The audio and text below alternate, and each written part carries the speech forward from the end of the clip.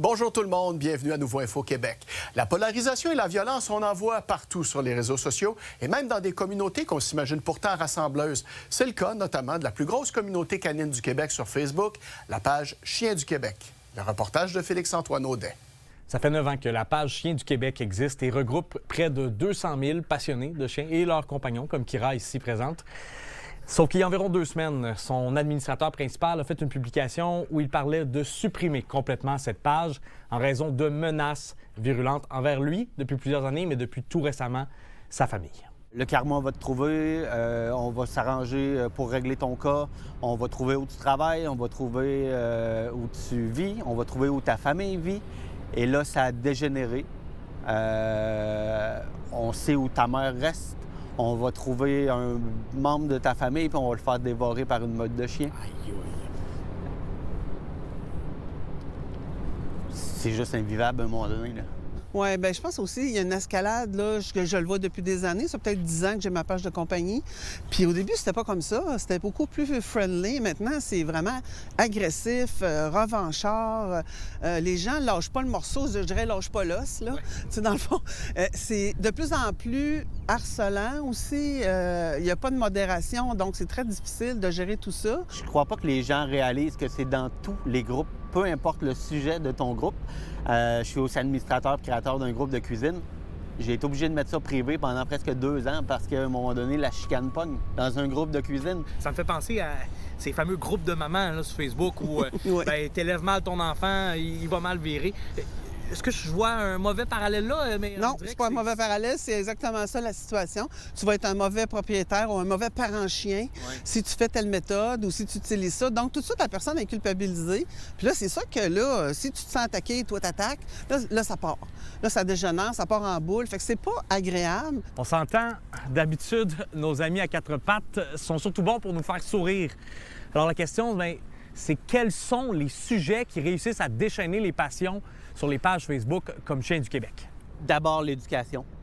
Les différents types d'éducation, les différentes façons d'arriver à un résultat. La nourriture, ça peut être les parcs à chiens, ça peut être la façon dont tu promènes ton chien, le choker, le collier, est-ce que le harnais, est-ce que tu as un permis, est-ce que... Ça peut être n'importe quoi. On retrouve des supposés spécialistes. Je dirais qu'il y a 2 catégories. Il y a le public qui se dit spécialiste, puis il y a aussi des spécialistes qui sont dans les anciennes méthodes là, aversives, là, qui font peur, qui font mal.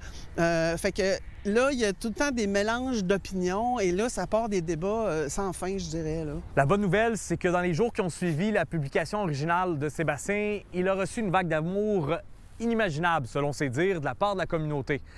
Ce qui fait qu'il a rapidement mis la publication à jour et il a confirmé que la page, elle va rester ouverte. Maintenant, c'est simplement de savoir s'il restera à bord ou s'il trouvera quelqu'un d'autre pour la reprendre.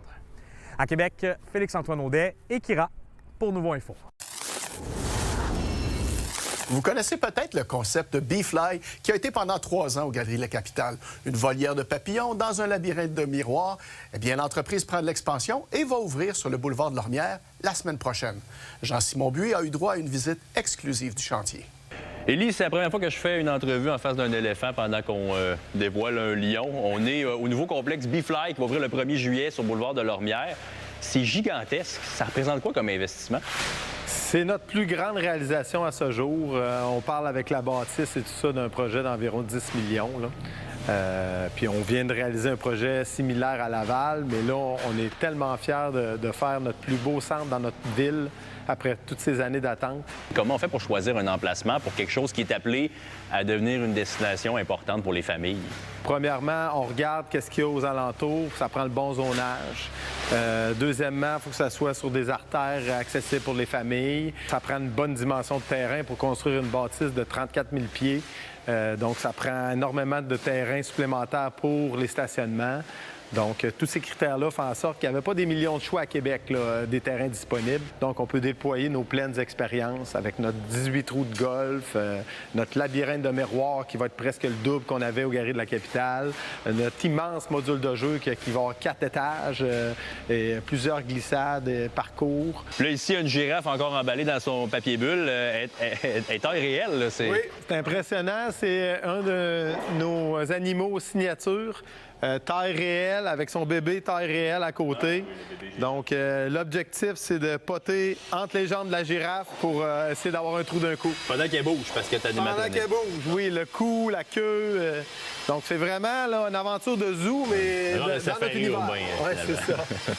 Non, puis là, une fois que tu as passé la balle entre les pattes de la girafe, il y a un autre 9 trous ultraviolet. On est dans la deuxième partie du parcours de mini-golf. On rentre dans une espèce de caverne et on a 9 trous qui se passent sous lumière ultraviolet. Donc, vraiment, les décors extraordinaires. La jungle de jour et là, on rentre terminer notre aventure dans un parcours de nuit. Là, on est dans la volière à papillons. C'est combien de papillons, à peu près, qui volent dans la volière? La volière en construction, je dois dire, là, elle n'a pas encore déployé toute sa magie, mais à chaque semaine, on reçoit environ 1000 papillons sous forme de chrysalides qui vont naître dans chacune des pouponnières des dômes qu'on a ici. Et il y aura sans doute beaucoup de clients qui vont venir au nouveau Bee-Fly. En tout cas, je te confirme qu'il y a 2 petits bonhommes qui vont probablement avoir bien du plaisir ici dans les prochains mois. Merci pour la visite. Ça me fait plaisir. On va vous accueillir. À bientôt.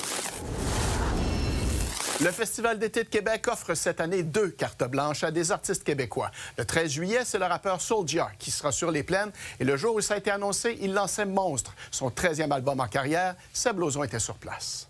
Carrière légendaire, comme la barbichette des Zizi. Louis, juste avant de parler de Soulja et ce choix-là, comment c'est de prévoir une soirée rap sachant que tu n'auras pas de problème aux douanes?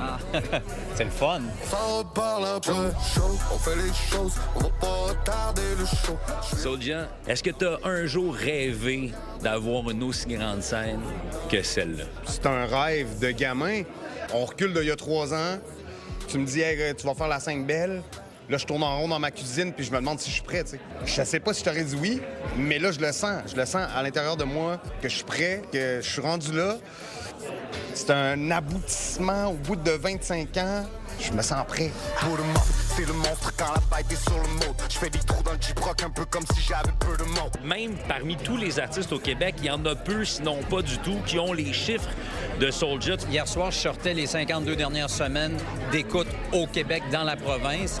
Et Soulja est là en 51, entre Dua Lipa et Olivia Rodrigo. Puis devant lui, pour voir qui est donc plus populaire, ce sont essentiellement des artistes internationaux, à l'exception de 4 artistes canadiens qu'on connaît bien, Drake, Bieber, Weeknd, Tate McRae et Charlotte, les Cowboys. Et c'est ça. On va lui donner la chance d'aller convaincre tous ces gens-là. Je pense que le public en général n'a pas conscience à quel point ça fonctionne pour lui. Tu répètes toujours la même cassette. Il y a quand même quelques petits levels qu'on veut atteindre au Québec. Ça, c'est un qu'on avait hâte.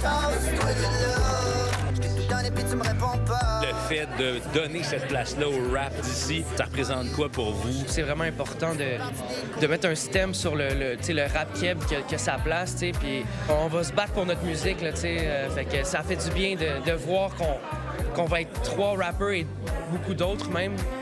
Sur les plaines. Ah ouais, on va se battre contre les Anglais. Le niveau de préparation de cette équipe-là, c'est incomparable. Je m'attends à un show extrêmement professionnel, un long show qui va être une grande rencontre pour le rap québécois en général, mais pour le rap de Québec, qui est très riche en rap comme ville, on le sait, avec tous ces artistes-là qui sont là depuis si longtemps. Mais personne n'a eu l'importance et l'impact de Soulja. Et je pense qu'on va comprendre ça facilement le 13 juillet. Soyons heureux, un peu moins tristes. Qu'est-ce que tu as envie de donner aux fans? Qu'est-ce que tu prépares? J'ai envie de donner le show de ma vie, man. J'ai envie de donner ce show-là comme si c'était mon dernier. Dans mon livre à moi, là, c'est quasiment on aboutit quelque chose. Le lendemain du FEQ, c'est une autre histoire qui commence pour moi. J'aime Québec d'amour, je l'ai toujours dit. De vivre ce grand moment-là chez moi, C'est comme ramener une médaille des Olympiques. J'ai des amis qui y croient même pas encore. Là. Je les croise puis ils me disent hey, j'en reviens pas. Tu sais, je suis comme.